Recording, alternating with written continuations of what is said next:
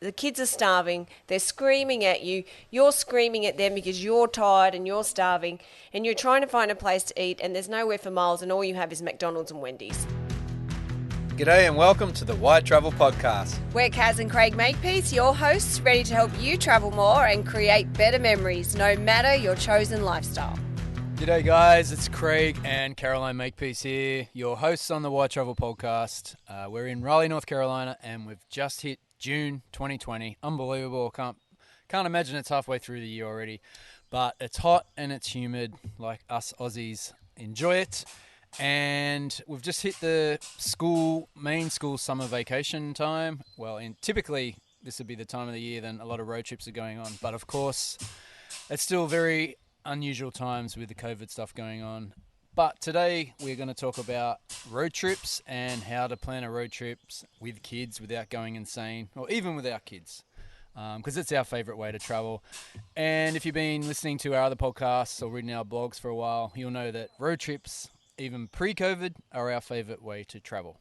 Yep, that's right. Our kids love it as well. They do like flights every now and then. You heard them speak on a podcast recently where they shared their views on the RV trip and the RV lifestyle, but they really do enjoy road trips. And so we're going to talk a little bit about that today, thinking of the kids' perspective, but also sharing our tips and what we believe is the way to do it right. We do have loads of experience, 18 months road tripping around Australia, nearly 12 months road tripping across the US, and then that's kind of what we've been doing pretty much for the last 3 years or more. Yeah, you've even done extensive road trips in Europe, Yep. We've done around Ireland, some classic road trips in South Africa. A lot of different places and a lot of different vehicles as well, from just a sedan to a minivan to an RV. Lots of different options there. So, yeah, even when I think about road trips, my first ever travel experience was taking a road trip from Sydney, near Sydney, my home, to a place called Port Macquarie. For you Aussies back home, you might be familiar. And yeah, that was once a year and a 5-hour road trip, which used to seem like such a long trip back in the day. But now we've driven so many miles, that is nothing. But yeah, like I said, even before COVID, we loved road trips. But considering the current state of the situation, I think road trips and drive market are going to be the way people ease back into travel. Taking a flight is definitely not that attractive right now, possibly not even safe, and possibly very expensive. I don't know about you, but I've seen some photos of flights and they look more like hospitals than airlines, the way people are covered up and stuff. Yeah. Obviously necessary to some degree, but yeah, doesn't look like fun to me. No, I'd much prefer sit in their own comfort and safety, and sanitised part of my car and just cruise along at my own pace, stopping wherever I want and getting whatever snacks I need. Because they never have snacks for a gluten-free vegan on flight. Yeah, we've spoke about before, like the US, the scale, the population compared to Australia. Like there's 330 million people in the country, and airports can generally be pretty crazy. So we like to avoid them as much as possible, particularly if you're traveling with young kids. They can be stressful, and getting connections and, yeah, getting there 3 hours before the flight, then the flight, getting out of the airport. Most of the time you could be at your destination just by driving there, if not, not far behind. Yeah, and that's why often we've done things like taking a road trip to New York. You don't want to drive around in New York City, but the reason we do it, one, we hate flying, so we'd rather take a 9-hour journey. But it's a great opportunity to incorporate other destinations along the way. So we're not just going to go and see New York City, but we can stop in at so many unique and interesting places. While we're there, we can incorporate it with a New England fall trip, and there's so much versatility when it comes to the road trip, and it really is about making the journey, the experience. Yes, so with that, first question is, what are some of the benefits of road trips with kids or without kids? Well, with kids, I think one of the benefits, particularly for young children, we were considering backpacking around Southeast Asia when Savannah was 17 months old. We've spoken about this on previous podcasts and decided that it was just a nightmare. She was at that age where she just wanted to run around and very difficult to manage. So I think in that regard, a road trip with kids just brings a little sanity into the experience. There's less that you have to manage and control, and it gives the kids kind of a safe place because, let's face it, travel's changing all the time. Kids like comfort and security.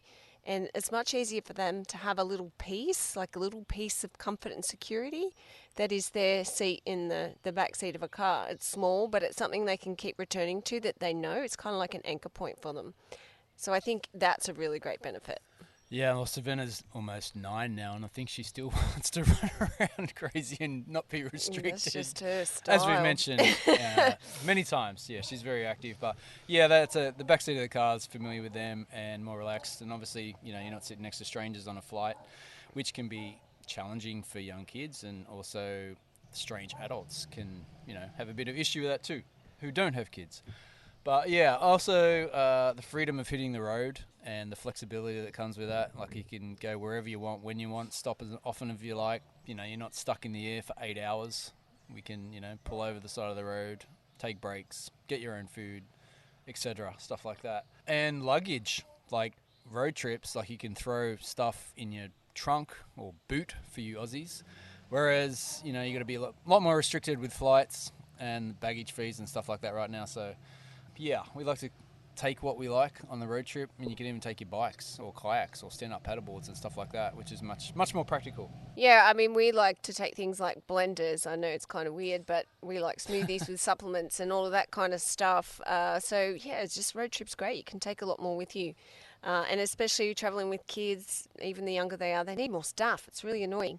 And who wants to lug all that around from flights to flights? So it's great to be able to just have the car and throw it in there. Yeah, so much stuff. I'm just like, especially babies or toddlers, like you had the car seats, you had all the the diaper stuff, the bottles, the feeding stuff, the endless stuff. Much easier now, but even easier with a car. And of course, it's practical and cost effective. Yeah. Especially now during COVID, some of the prices that are coming out for Australian flights are absolutely ridiculous. So, very cost effective, and right now fuel's really cheap. So it's extra benefit to jumping in the car and just driving around. You can carry your own food with you.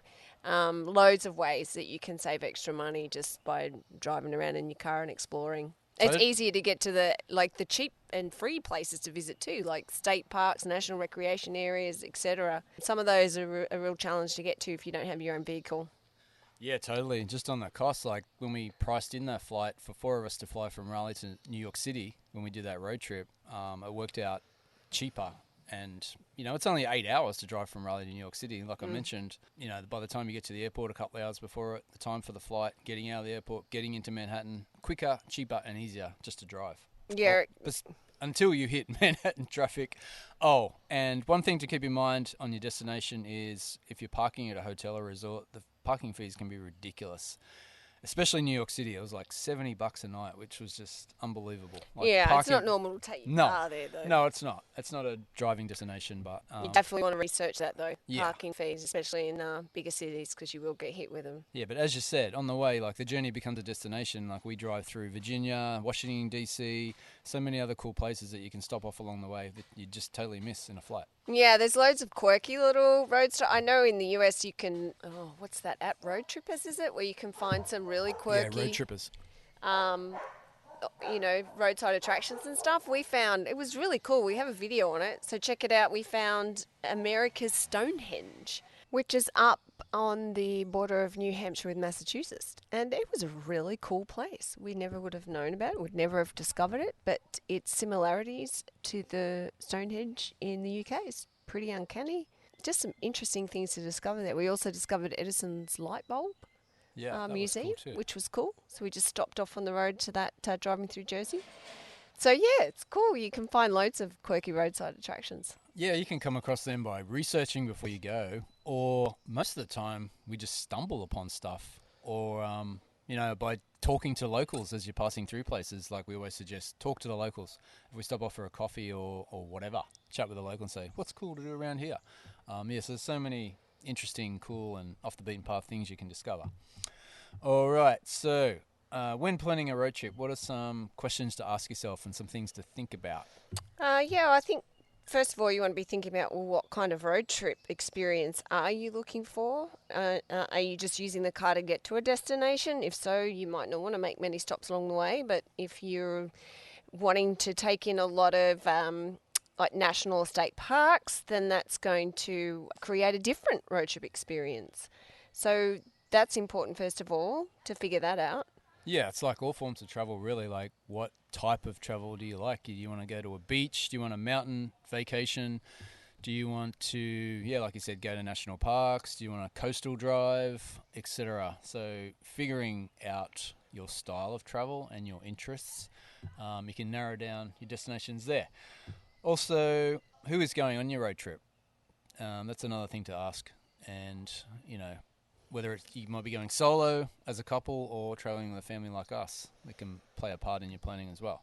Yeah, and sort of, considering what type of car you're driving, we love to road trip in a minivan. We've got to trade in our Ford Beast to get another one.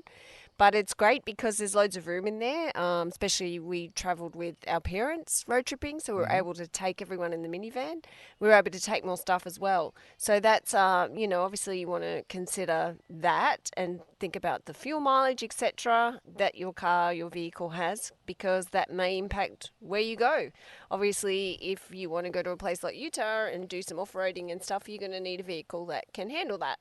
So that will shape your destination choices as well. Yeah. Yeah, and I'll also say, if you're going away for a couple of weeks, like doing a lot of driving, or maybe longer, you want a bit of space for not just you, but also your luggage as well. Like, whereas if you're just going away for a couple of days, you can probably get away with a smaller vehicle and be a bit more cramped. You can tolerate it for a shorter period of time. And like if you want to go into cities and that as well, obviously we had that issue with our trailer and our big truck, not practical for city driving. So yeah, always the smaller the vehicle that's possible, the more nimble and flexible you can be in the places you go to. All right. Yeah, and how much time you have, of course, because if you only have a short amount of time, I wouldn't bother driving 9 hours to New York. We had 2 weeks up there, so it kind of made it worthwhile. But if you have shorter time, just go to locations that are closer to home, unless you're going to fly somewhere and then rent a car and go. But yeah, consider your length of time and how much time you actually want to spend in the car driving as opposed to getting out and doing things. Yeah, good points. Okay, next question. How to plan a budget for your family road trip. Obviously, figuring out how much money you have is important in determining where you're going to go and how long you're going to go for.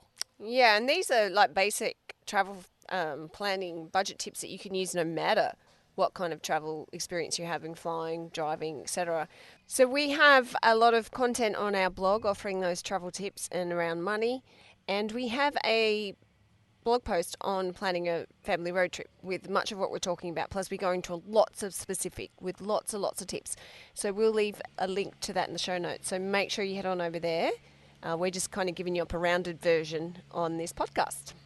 Yeah, as far as accommodation goes, if we're just going away for a weekend, we're typically fine with hotels. But if we go away for like several weeks, we like either apartments or camping because they're typically more cost effective and more comfortable. For hotels, we like to start looking through booking.com, and for vacation homes and apartments and stuff, we like to use Airbnb.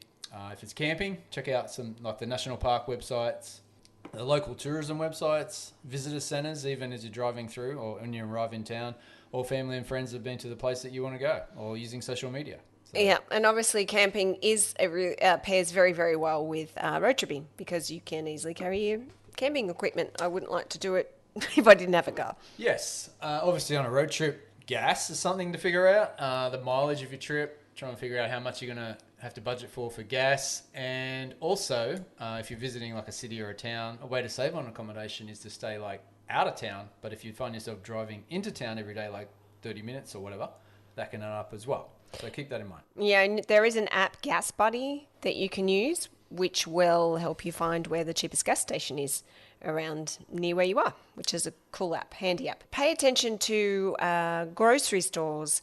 So if you're spending a lot, like for example, Harris Teeter is our local grocery store, and if we use our Harris Teeter card, we get discounts on fuel. And I know one stage on our road trip, I think it was when we were in Utah, we'd saved enough to save like 60 cents a gallon, which is massive. Yeah, particularly when prices were high. We've got to get better at doing that. I know I have a ton of receipts from the grocery store. Yeah, we have loads of points from fuel points from the grocery store, and it does add up. I think we're up to like at least 80 cents off a gallon now, which is huge. So that's a really great strategy for saving on fuel. Yeah, and if you play the credit card game too, that's a totally another other story. But that can, using the right credit card for your gas and your food purchases and stuff like that to accumulate points, which you can then put into like accommodation, hotels and stuff. It's all interconnected. Yeah, if you know how to play the game. Just on that, if people do use credit cards, most people use it for mileage for planes, but we have a Amex Hilton card, which we use a lot because we don't fly a lot. We take a lot of road trips. So we use the Hilton credit card to collect points for hotel accommodation because that's where we're going to use it more. Speaking of food, so one thing to think about, will you be cooking in an apartment or at your campsite? Or if you're staying in a suite that's got a kitchenette? Or if you're staying in a hotel, you're probably going to find yourself eating out 3 times a day, which can really add up, especially for a family. Keep that in mind. And if eating out, we always suggest go out for breakfast or lunch or brunch. It's typically cheaper and it's much more casual. Like going out for dinner, especially with young kids, it's like the end of the day, they can be tired and restless, and it's, oftentimes more formal. So we prefer to eat out for breakfast or lunch. Yeah, it's a nightmare taking kids out for dinner when you're moving around a lot and traveling. They do get really tired. Go for the early bird dinners is a great option too, and you find meals are generally cheaper then as well. Or we go for happy hour and we just get them some snacks. We have a drink and then we take care of them with the snacks, and then we figure out dinner later. Yeah, exactly. Or picnics is another great idea. When you have the car, you have the flexibility to find a really nice spot to have a picnic. Yeah, of course. Get some so that works. Food to go. Yep. In Australia, obviously, the old fish and chips is always a winner. Drive down to the beach and there you have it. Yep, exactly. Next thing to think about, obviously, activities. What do you want to do when you get to your destination? You're going to do a lot of like hiking, possibly do you like getting out on the water, kayaking, paddleboarding, maybe horseback riding, theme parks, depending on your destination. You can't do and see it all, especially like the theme park side of things. Like that's expensive. And we all found ourselves on our road trip around the US. Initially, we started off everywhere we went, we wanted to do everything, see and do everything, every activity, but soon found out that chews a big hole in your wallet. So figuring out a budget for activities, and you don't have to see and do it all. Just keep that in mind. No, that's right. That's a sure way to exhaust everybody. Travel insurance, it's not a sexy or interesting topic, but you've heard us say this before. If you can't afford to travel, if you can't afford travel insurance, then you can't afford to travel. It's such a minimal cost for peace of mind. And even domestically, taking road trips, like things can and do go wrong. Like what if you get hurt or injured doing an activity, stuff gets stolen, or the destination you're heading to gets destroyed from Mother Nature or whatever. Travel insurance is good for that. Yeah, it does. It's a worthwhile travel investment for sure. Okay, I just want to mention quickly the important doing research. We like to plan as much as we can in advance, particularly if we're going on for a short trip and time is limited. The best trips are the organised and planned ones. When we're on the road, we've had this before, like trying to figure out where you're going to eat 3 times a day, what you're going to do and see is time consuming and can be stressful. You don't want to spend your whole time away staring at your phone or being on a laptop. So plan as much as you can before you leave home. Yeah, and you can miss out on some really cool places too if you haven't done your research. We just published a post actually on 13 hidden secrets in Utah, lesser known destinations, and we were just fortunate that we found them. People had told us about them or something like that, but we hadn't done that research, so we would have missed them otherwise. We've done the research for you guys. Go over and check out this blog post on it, but it's really important. So you can use blogs like ours. We hope that you will and share it with your friends. But there's loads of other blogs that have stories to find those quirky, unique places that you really want to get to and the top attractions in each area. So you don't want to miss what an area is known for either. Social media hashtags, they're great for finding things as well. Yeah. And when I say plan as much as you can in advance, also leave space and time for, things that just come up off the cuff. Be flexible, be nimble. We always find amazing things, as I mentioned before, without knowing them in advance. So, yeah, plan, but stay flexible. And we've mentioned this before in a previous podcast, I think, or in a blog post or YouTube. We kind of get them all mixed up. But how much planning in advance where you're going to eat is really helpful. Just thinking you're having like 3 meals a day. I'm sure you're going to be eating in your, in your car and in your apartments and whatever, but you are going to be looking for places to eat. And if you're just waiting for the day of to research, just think about it. You got to find the place and you got to read reviews, and it's awful. It takes so much time and it destroys your day. and you're putting all this time and resources into having a great travel experience, just take the time to do it before you go, and have maybe in a destination we write a list down of maybe we've heard of 3 great coffee shops and 5 great breakfast places, and then we have like a list in order of the ones we really want to check out, and then we just plan it into our days while we're in region. And some might not be open, so we need to have like flexibility of choice there. Yeah, I spoke about this on a previous podcast about my trip to Tucson recently, my 2-day trip that I did solo. And like typically if we're in a destination we haven't planned about eating and stuff, I can be driving away, you could be quickly on your phone looking for stuff, but I planned out 3 meals a day for 2 days, coffee places, everything before I left home. Like it took me several hours to weave through all the information and stuff, but it was time well spent because like when I was in Tucson for those 2 days, busy doing activities and doing our business stuff, I just went from one activity to the next. And then just the meals and that were already planned and booked and what have you, so it's just flowed beautifully. Yeah. But if I was there by myself trying to do everything and spend like hours trying to figure out where to eat, where's got a good coffee, where's a good brewery, where's happy hour, it would have been horrible. Yeah, exactly. And then you can really immerse yourself in the experience. Like we just filmed a video, so check it out, Why Travel Blog on YouTube, 10 principles for memorable travel. And one of those is to be completely present in the experience. So doing that research beforehand allows you to be completely present, and that's how you make sure you have a memorable time. Yeah, totally. Even if it's just the meals, you figure out the meals before you leave home. It's one less thing to think about on the road. And while we're talking about food, I just want to mention on a road trip, make sure you have enough snacks in the car, because we're terrible. We give you these advice, but we're terrible. I'm an overpacker. I don't pack enough snacks. Horrible parents. I'm hungry.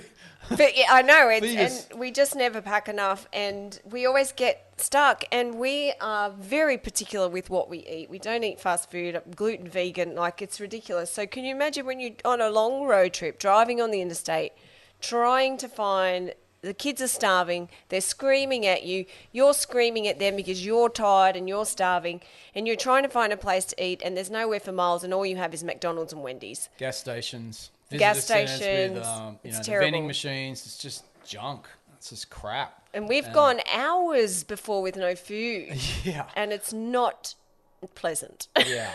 And as we mentioned, we love our coffee. So we, as best we can, we make our coffee before we leave the house or the hotel in the morning if we're going on a road trip for that day, and put it in our hydro flask.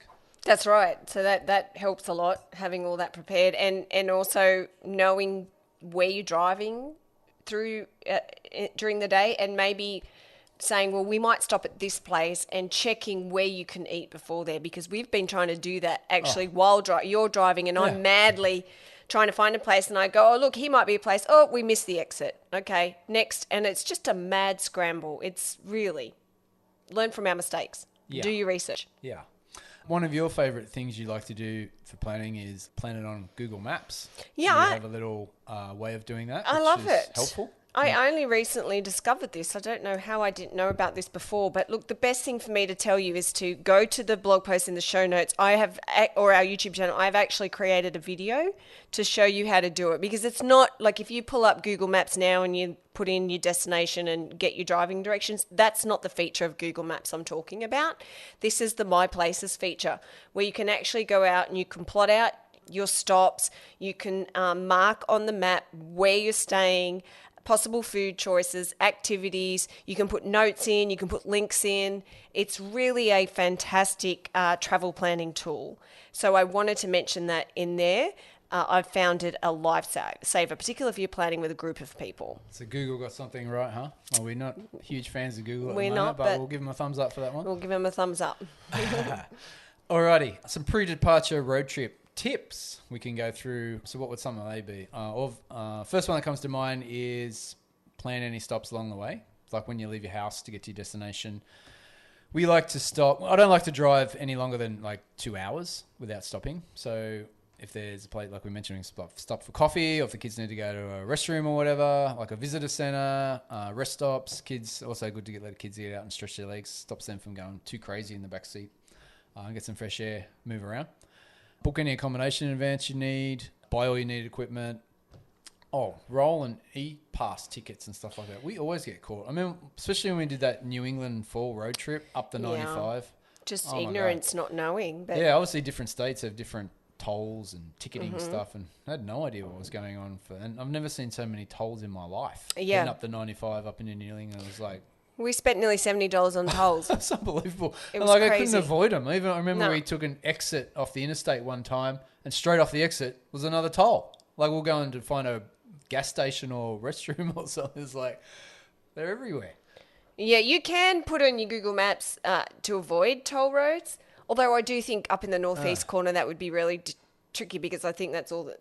I think every road's a toll road up there. Yeah, it's so busy. But there like are that. ways around it. I-95 is a nightmare at the best of times, but like in some of the booths, there's either cash or credit card or prepaid thing that you stick on your window or whatever. Yeah, so just kind of bit of pre-research might help there. Well, here's a funny story. With my girlfriends, when we were Eurovanning, so travelling around Europe in a camper van, we were ultra budget. Now, we had no Google Maps or anything back there. We had the paper maps.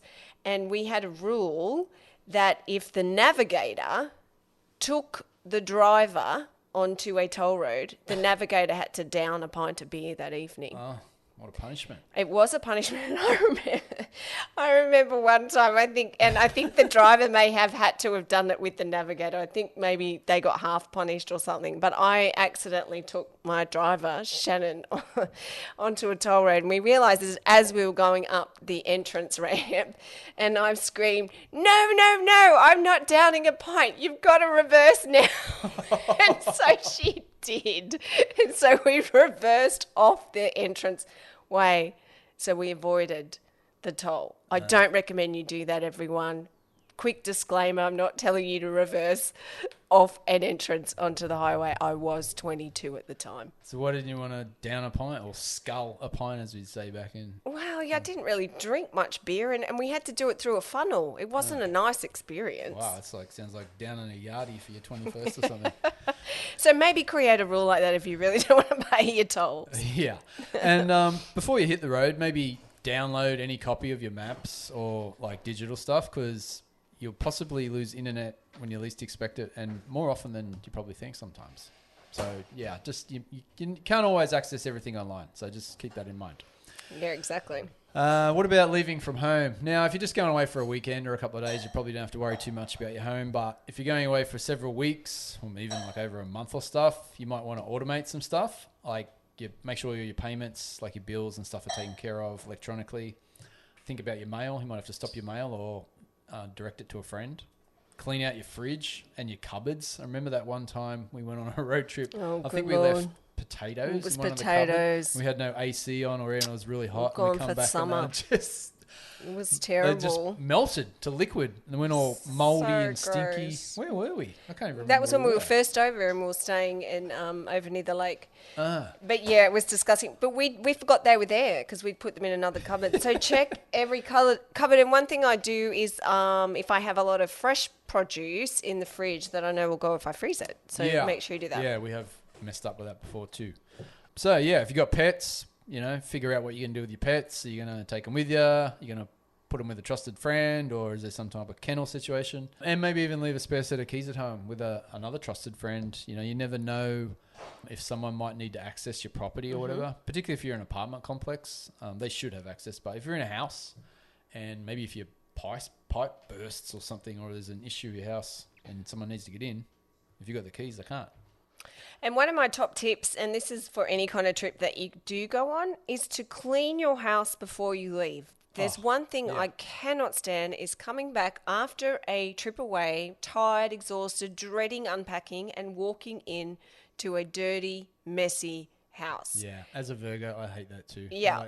I might act like a Virgo with a cleanliness, but some of the time, but yeah. It is. Good point. It's really nice. You can just walk in and it's beautiful, and then you can just crash on the couch and you don't have to worry about it. So really take the time the day before you leave, get it all clean and tidy, and make sure you tend to those dishes in the morning before you go. Yeah, it's kind of like when you leave your house and you get to your hotel or the resort and you walk into a beautifully clean, nice smelling room. It's just like, Thank goodness. how good is it? Yeah.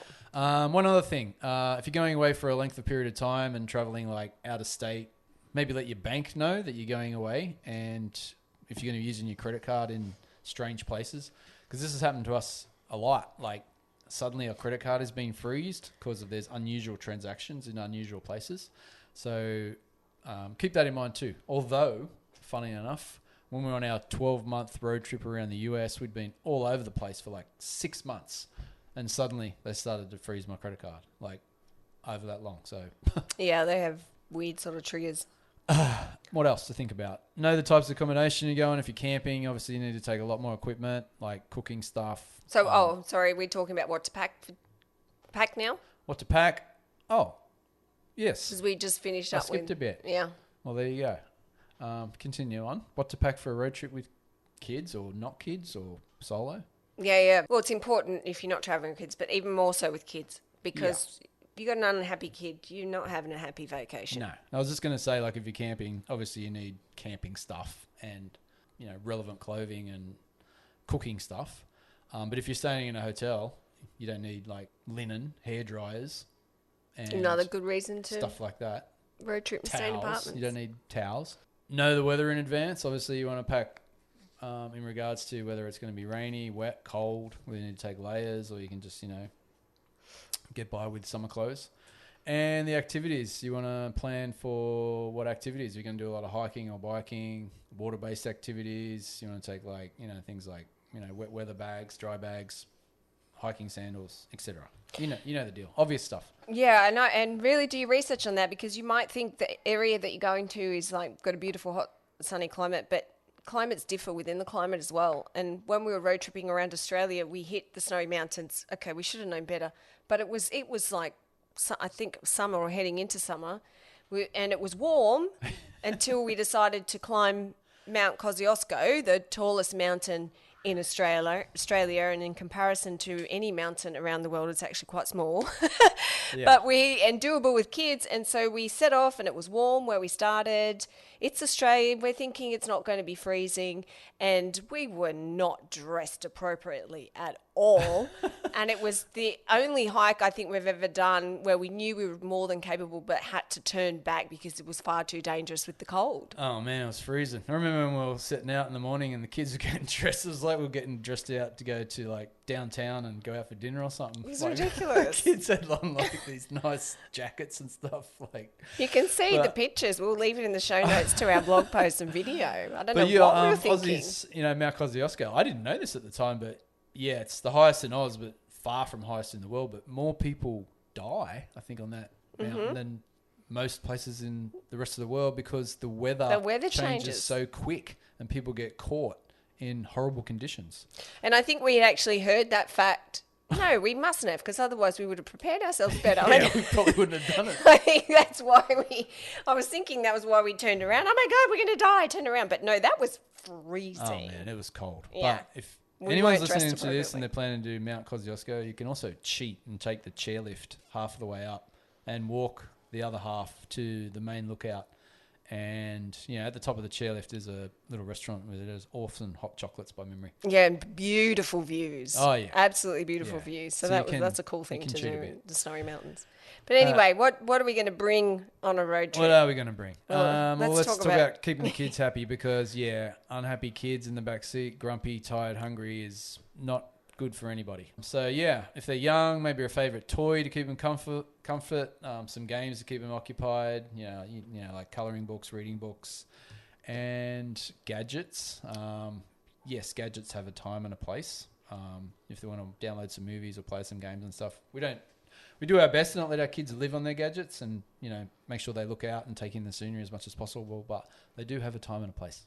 Yeah, and I think it's best with all things to do with kids, but just to train them from a very early age and train them to self-monitor themselves. This is not an easy thing to do, but just practice and practice and practice. And a road trip is a really great way. So we trained our girls from a very early age to pack their own entertainment pack. So they, in their bag, their day bag, they had to put in, their books, toys, all the things Craig mentioned that they knew could entertain them in the car, and have that ready. And of course, if they didn't pack it, then it was too bad. So yes, in training them in that way, we had to suffer through a lot of I am bored and complaints, but it was, now you have a choice to choose how to entertain yourself, because it was your responsibility to pack your toys in your entertainment bag and you didn't. So now you can sit there and not affect the rest of us. I know it sounds easier than what it is. It's very difficult to do, but it will be worth it in the long run, because then they will know they're responsible for entertaining themselves, and they know that, and they'll make sure they won't not pack their entertainment bag. We also did the same thing with packing their own lunch boxes of food. So just training them from a very early age. Sure. Speaking of gadgets and stuff, I think headphones is one of the things you don't want to leave behind, because I know our kids, how many times do they fight because they want to watch and listen to different stuff, whether it's music or a movie or TV or whatever. They got the volume turned up way high, and if they've got no headphones on, they're just screaming at each other because they can't hear what they're doing. And also for you, like obviously when I'm driving and I don't have headphones on, but you as a passenger and the kids in the back, everyone can have their own little space. And adults, what do we want? Well, I mean, just have your playlist ready to go, really. If you're a passenger and you want to watch a movie, then go ahead, have that ready. But yeah, I mean, you're responsible for your own entertainment, just like the kids as well. So pack your own entertainment bag, you know, what entertains you, pack it. And have whatever food, obviously. And make sure you have plenty of water. Sometimes we have to carry extra bottles. Run out of water? It's painful. You can, you need more water than you need food, probably. Yeah, and it's particularly if you're snacking a lot in the car, because you're going to get thirstier. And you will, well, I know we definitely drink more water than we think we will. So we sometimes get the big, like the big extra 5-litre bottles or something, and put them in the trunk and just fill up. Yeah, we always take a cooler and throw that in the trunk or boot, if we're in Oz.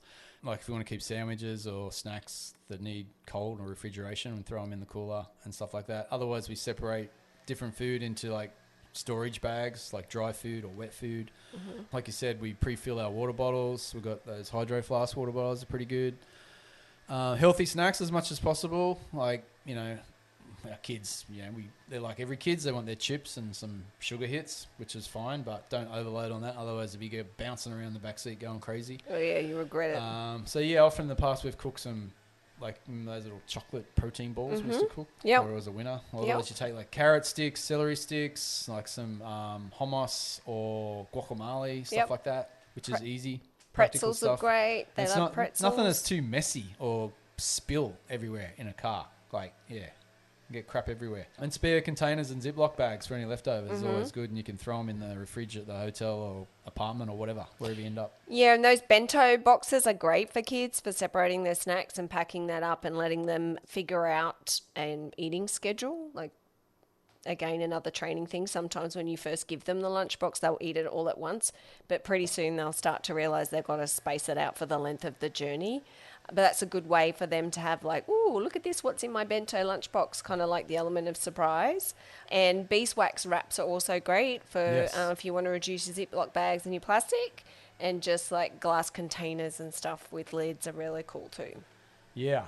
What about clothes? You want to talk about clothes quickly? Like type of clothes to pack and stuff? Or? Yeah, well, I mean, everyone kind of knows what to pack for a any kind of vacation. I think people have figured that out, just thinking about your activities, where you're going, weather, etc. But I think like packing for a road trip, like I think people may not give this as much attention, but really wear comfortable clothes. I mean, loose-fitting clothes, because it can get really uncomfortable if you're 8 hours in a car wearing a tight pair of jeans. Yeah, and like you don't want to take everything. Like you can take more than you can on a flight, but like neutral colors that you can mix and match in many different styles. Like you might not be able to wash your clothes for several days, depending on where you're staying or whatever. So, yeah. But I think the overall thing with packing is like anything, don't stress, because you can typically find it on the road if you really get stuck with something.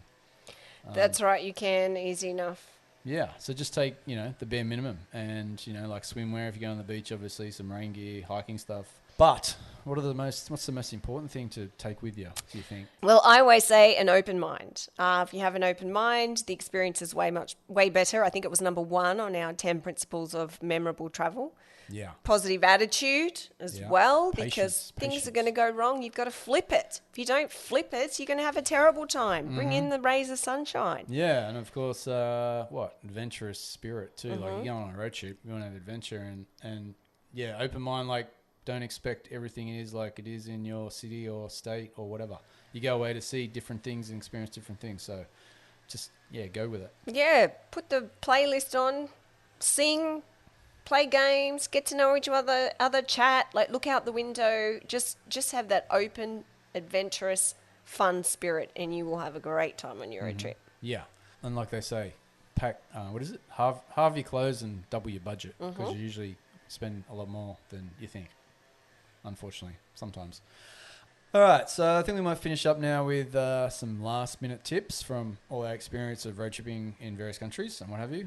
You know, all that's left for you to do is pack your car, throw your stuff in the car, drive away and have an awesome time. But the night before, get a good night's sleep. Try and get the best sleep, well, the best night's sleep as you can, particularly if you're me and driving. Yep. But for everybody, so you're not cranky and grumpy sitting in a car for several hours. Kids especially. Yeah. Fill the car with gas the day before and make sure you got money in your wallet. You might need money for tolls or whatever, or you could tips get and things.